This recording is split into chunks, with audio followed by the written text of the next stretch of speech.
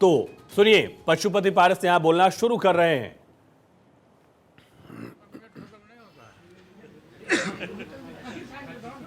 क्या सौरभ पांडे जी? स्टार्ट कीजिए, इस्तीफा दीजिए। इस्तीफा तो मैं भेज चुका हूँ। साथियों, कल एनडीए गठबंधन के द्वारा बिहार में 40 लोकसभा सीटों के लिए किस दल को कितना सीट मिलेगा इसकी घोषणा हो गई। मैंने आज से 5-6 दिन पहले प्रेस वार्ता में मैंने कहा था कि हम तब तक इंतजार करेंगे जब तक एनडीए का विधिवत घोषणा नहीं होता। कल विधिवत घोषणा हो गया। हम लोग 5 सांसद थे, हमारी पार्टी में 5 सांसद थे। मैंने बहुत ईमानदारी, बहुत लगन से, वफादारी से मैंने एनडीए की सेवा की। आज भी मैं माननीय प्रधानमंत्री जी का शुक्रगुजार हूँ और मैं आज भी वो देश के नेता हैं, बड़े नेता हैं, लेकिन हमारी पार्टी के साथ और व्यक्तिगत रूप से हमारे साथ नाइंसाफी हुई। इसलिए मैं भारत सरकार के कैबिनेट मंत्री से मैं त्याग पत्र देता हूँ। सर, क्या आरजेडी से कुछ बातचीत हुई सर आपकी? सर, आरजेडी के साथ क्या चुनाव लड़ेंगे? इतना बोलना था, मैं बोल दिया। अब देखिए, भविष्य की राजनीति आज हम अपने पार्टी के जितने भी हमारे वरिष्ठ कार्यकर्तागण हैं उनके साथ मैं बैठ के तय करूँगा। इस वक्त की बड़ी खबर, पशुपति पारस ने इस्तीफा दे दिया है। पशुपति जी, अरे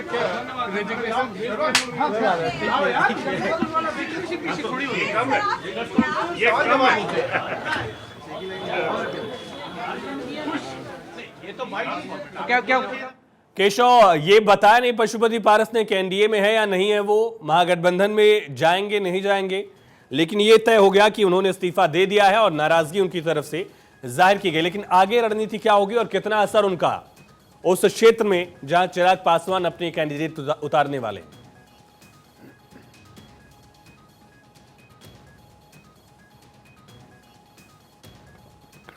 चलिए हम संपर्क करेंगे, केशव हमारे साथ जुड़ रहे हैं।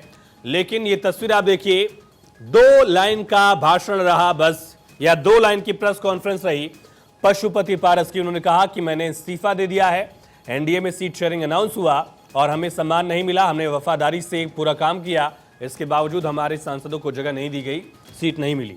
केशव लगातार हमारे साथ बने। केशव, कितना बड़ा झटका ये है एनडीए के लिए, कितना असर पशुपति पारस की राजनीति का बिहार में बचा हुआ है अभी, और आगे क्या कदम उठा सकते हैं वो?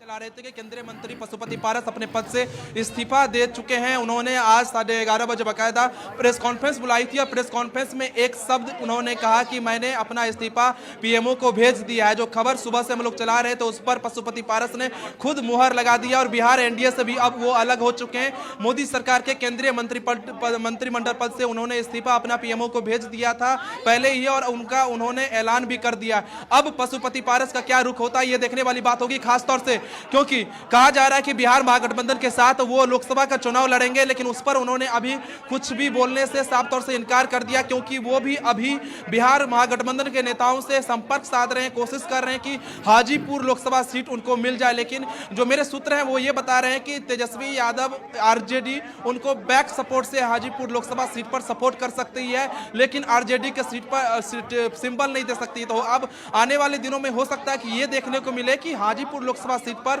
एक तरफ आरजेडी का उम्मीदवार होगा, दूसरी तरफ एनडीए की तरफ से लोक जनशक्ति पार्टी के राष्ट्रीय अध्यक्ष चिराग पासवान खुद चुनाव लड़ेंगे, और तीसरी तरफ जो पशुपति पारस की अपनी पार्टी है राष्ट्रीय लोक जनशक्ति पार्टी, उस पार्टी के सिंबल पर पशुपति पारस चुनाव लड़ते हुए मैदान में दिख जाएंगे। हमारे साथ सरवन अग्रवाल राष्ट्रीय प्रवक्ता है। आप लोगों ने इस्तीफा दे दिया, आप क्या महागठबंधन के साथ चुनाव लड़ेंगे? नहीं, ऐसा कोई तय नहीं है। 1-2 दिन में पूरे बिहार पार्टी की, देश भर के पार्टी की, खास करके बिहार के सभी नेताओं और कार्यकर्ताओं की बैठक होगी। बैठक में फैसला लिया जाएगा। हाजीपुर लड़ेंगे पारस? हाजीपुर लड़ेंगे। अगला निर्णय क्या होगा, जब तक पूरी पार्टी की, पूरे बिहार की पार्टी की बैठक नहीं बुला लेते तो अगला निर्णय बैठक होगी, बैठक के बाद निर्णय सुना दिया। देखिए आयुष, ये राष्ट्रीय लोक जनशक्ति पार्टी के राष्ट्रीय प्रवक्ता है सर्बानंद बिल्कुल, अग्रवाल, केशव इनका भी बनेरी कहना है कि पॉलिटिकल पशुपति एडिटर पारस अदिति नागर भी हमारे साथ बन गई है, लोकसभा जुड़ी से हुई है। लड़ेंगे। अदिति, कितना बड़ा झटका और पशुपति पारस को सीट न देने के पीछे क्या रणनीति एनडीए की है?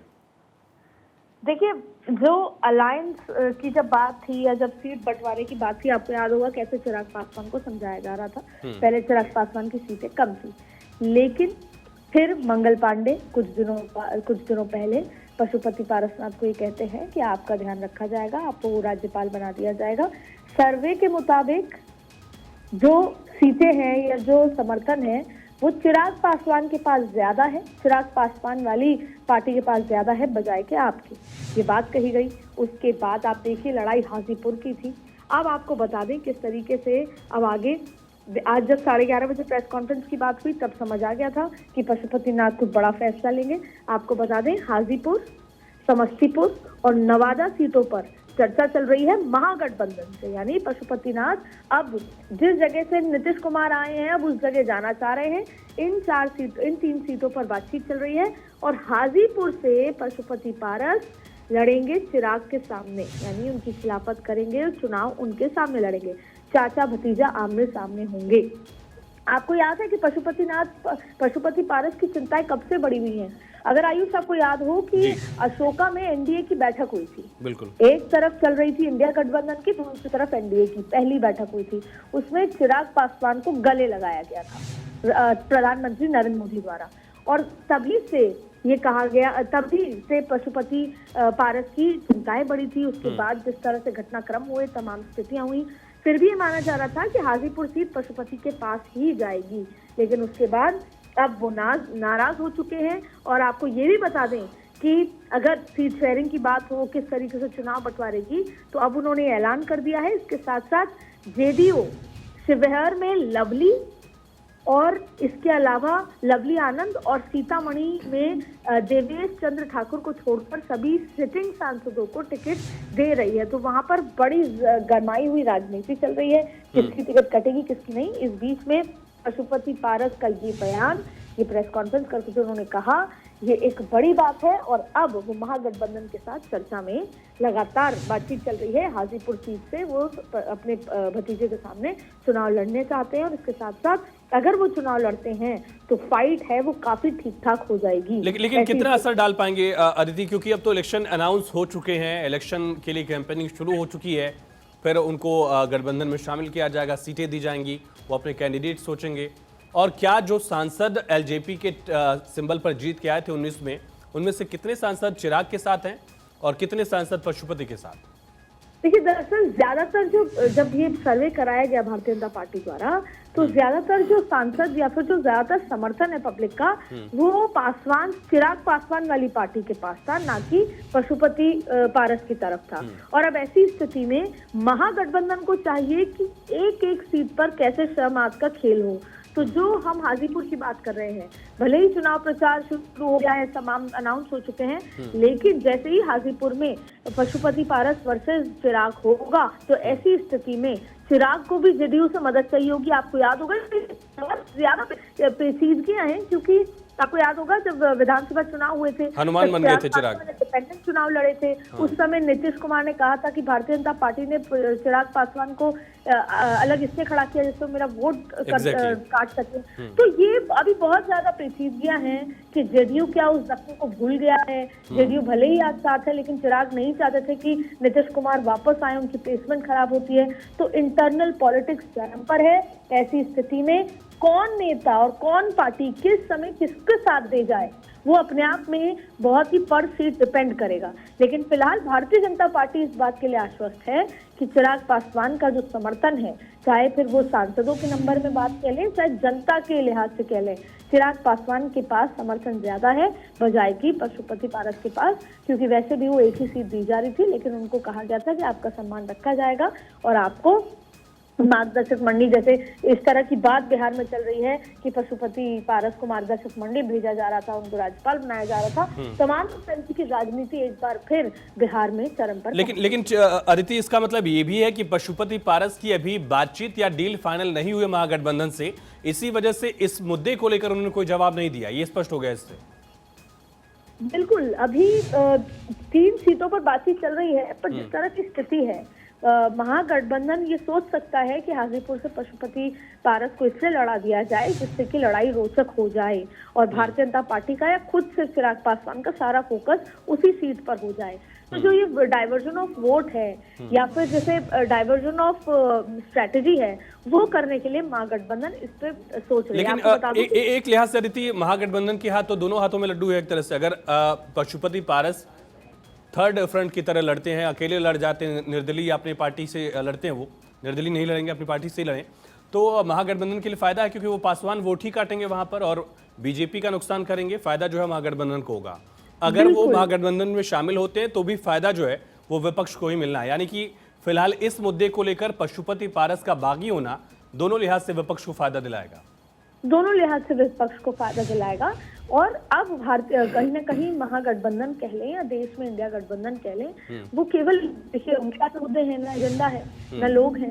इसी तरीके से डाइवर्जन ऑफ वोट करके वो सीटें कम करने का प्रयास कर रहे हैं हर राज्य में कि जहां अलायंस हो जाए, जहां पर रीजनल वर्सेस बीजेपी हो जाए, जहां कांग्रेस वर्सेस बीजेपी हो जाए, जहां independent versus BJP, third front versus BJP, किस किस सीट पर मार्जिन को कम या सीट को कम किया जा सके, केवल यही रणनीति के साथ। तो जहां जैसा आपने एकदम सही पकड़ा कि यहाँ पर दोनों ही स्थिति में महागठबंधन का फायदा होता नजर आ रहा है, क्योंकि सबसे ज्यादा जोटिल या सबसे ज्यादा जख्मी जो इंडिया गठबंधन है वो बिहार से है, जैसे ही नीतीश कुमार उठ के चले गए। इसलिए बिहार में अगर इस तरह की कोई रणनीति होती है, भारतीय जनता पार्टी का मार्जिन या सीट वो कहीं पे भी या एनडीए गठबंधन का कहीं पे भी वो ठेस पहुंचा सकते हैं, तो महागठबंधन के लिए कहीं ना कहीं ये अपने आप की उपलब्धि की तरह देखा जाएगा। और ऐसी स्थिति में अब आप देखेंगे चौतरफा ही हर जगह गठबंधन अलायंस की चर्चाएं हैं। हर राज्य में इंडिया गठबंधन भी अलायंस की बात कर रहा है, जहां वो कमजोर है वहां पर भारतीय जनता पार्टी भी हर जगह अलायंस की बात कर रही है। राइट फ्रॉम यूपी टू अगर हम बात करें कन्याकुमारी तक या बात करें रामेश्वरम तक, तो ऐसी स्थिति में फिलहाल ये जो स्थिति पैदा हुई है, ये इंडिया गठबंधन इसको अगर एनकैश कर पाए तो उसकी स्थिति में इंडिया गठबंधन को फायदा ही फायदा नजर बिल्कुल। अदिति बन रही है। केशव, क्या विपक्ष क्या सोच रहा है? महागठबंधन पशुपति पारस को लेकर क्या नजरिया रखता है? देखिए आयु, सबसे आप बड़ी खबर ये है कि अब पशुपति पारस के साथ कोई भी सांसद का भी सपोर्ट नहीं है। सिर्फ और सिर्फ पशुपति पारस और उनके भतीजे जो प्रिंस राज हैं, वही 2 आदमी अब राष्ट्रीय लोक जनशक्ति पार्टी में बच गए। जो 5 सांसदों के साथ हुआ करता था पशुपति पारस का, खगड़िया से महमूद अली केसर और वैशाली से वीणा देवी और जो चंदन सिंह हुआ करते थे नवादा से, ये तीनों सांसद अब कह सकते हैं चिराग पासवान के गुट में चले गए हैं। आज प्रेस कॉन्फ्रेंस में जो नवादा से सांसद थे लोजपा के, जो पशुपति पारस के साथ थे चंदन सिंह, वो भी नहीं पहुंचे थे, वो भी अब कह सकते हैं चिराग पासवान के साथ चले गए हैं। तो अब पशुपति पारस का एक तरह से कह सकते हैं पार्टी भी कमजोर होती जा रही है। अब देखने वाली बात ये होगी, क्योंकि पशुपति पारस अभी प्रेस कॉन्फ्रेंस में महागठबंधन पर चुप्पी साध गए, क्योंकि महागठबंधन में अभी पशुपति पारस की बातचीत चल रही है, बार्गेनिंग की कोशिश की जा रही है। लेकिन महागठबंधन को भी पता है कि पशुपति पारस के आने से उनको ज्यादा फायदा इसलिए नहीं होगा क्योंकि पासवान वोटर जो है अधिकतर चिराग पासवान के साथ है। तो इसीलिए महागठबंधन भी, तेजस्वी यादव भी सोच रहे हैं कि अब पशुपति पारस को लिया जाएगा या नहीं। लेकिन जो मेरे सूत्र हैं वो ये जरूर बता रहे हैं कि पशुपति पारस को तेजस्वी यादव और आरजेडी हाजीपुर सीट पर बैक साइड से सपोर्ट कर सकती है। उसका फायदा आरजेडी को होगा। अगर आरजेडी का उम्मीदवार हाजीपुर लोकसभा सीट से चुनाव लड़ती है तो, और सामने चिराग पासवान है एनडीए की तरफ से, अगर पशुपति पारस लड़ते हैं तो कह सकते हैं चाचा और भतीजा का वोट बटेगा। इसका फायदा सीधा सीधे आप कह सकते हैं बिहार महागठबंधन को होगा और उस ऐसे में आरजेडी के जो प्रत्याशी होंगे वो जीतते हुए नजर आएंगे। इस लिहाज से अभी आप कह सकते हैं वेट एंड वॉच स्थिति में बिहार महागठबंधन भी है और पशुपति पारस भी कोशिश कर रहे हैं कि बिल्कुल पशुपति पारस के पास बहुत ज्यादा ऑप्शंस नहीं है और ये बात बखूबी जानता है महागठबंधन। बहुत शुक्रिया केशव आपका तमाम जानकारी समीकरण समझाने के लिए।